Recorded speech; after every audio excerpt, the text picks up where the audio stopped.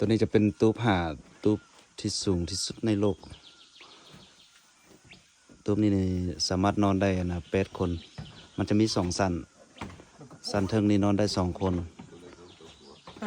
สันลมนี่ก็6 คนหรือว่า8 คนก็ได้ แต่ว่าส่วนหลายนี่8 คนนี่เขาจะมักจะนอนอยู่สันลมนี่แหละโคตรสูงเดี๋ยวจะพาทุกคนเบิ่งกันนะวิวข้างๆตัวนี้จะเป็นห้องน้ำตัวนี้ห้องน้ำก็เบิ่งก็จะประมาณนี้แหละห้องน้ำ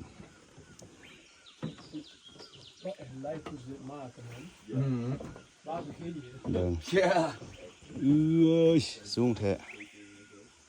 เบิ่งตัวนี้จะเป็นอันน่ะสายที่ว่าขี้เข้าสายสลิงตัวนี้จะเป็นเส้นขี้เข้าขี้ก็จะลงทั้งลมนี่แหละเบิ่งกกไม้นี่ยาวเหยียดเลยวิวนี่โคตรคักเลยวิวตัวนี้จะเป็นสันเทิง